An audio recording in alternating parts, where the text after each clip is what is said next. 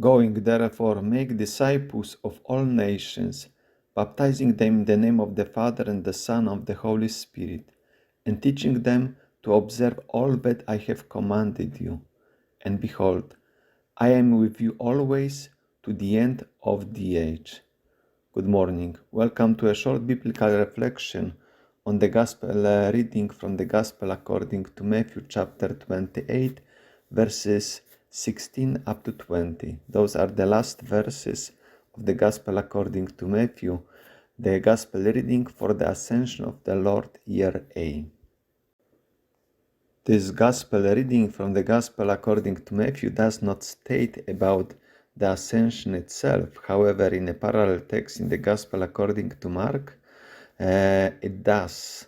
It starts with the statement that the disciples went to Galilee and to the mountain.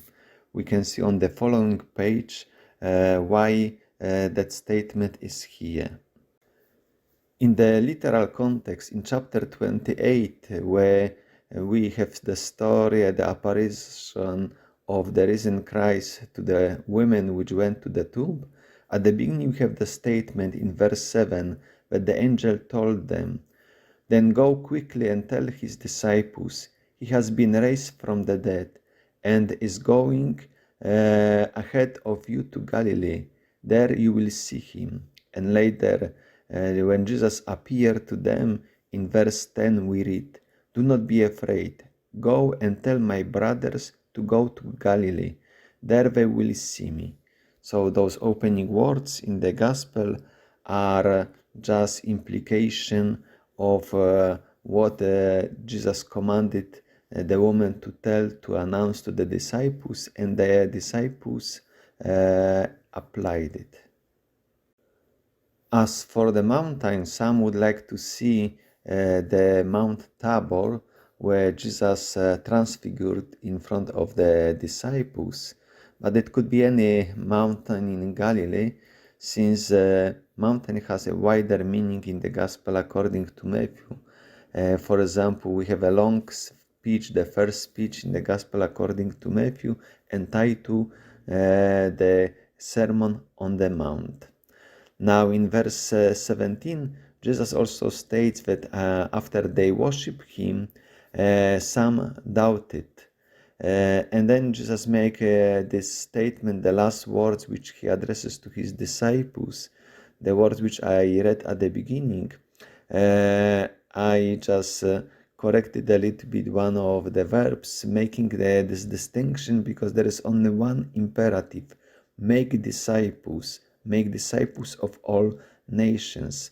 Other are in the participial form, so it is better to translate them like going, baptizing, and teaching to observe. So all those three other verbs are the means how to achieve to make the disciples of all nations. They need to go, they need to baptize, and they need to teach them in order to confirm that when they were baptized, they also will know what they should observe.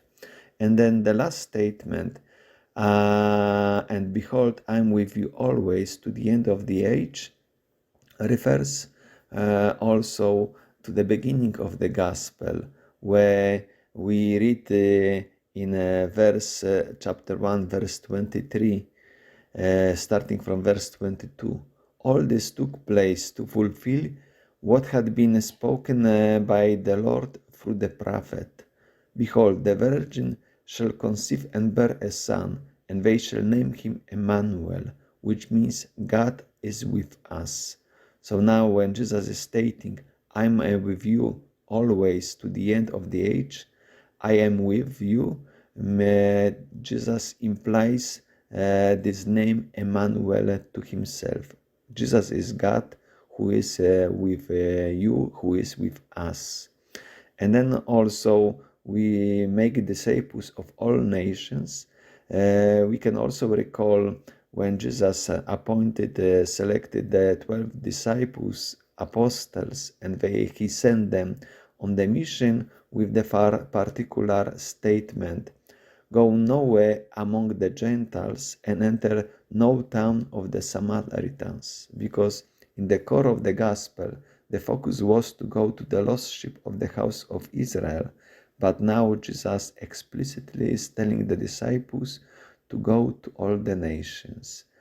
I would like to wish you a nice day, a nice reflection on this gospel reading. God bless you.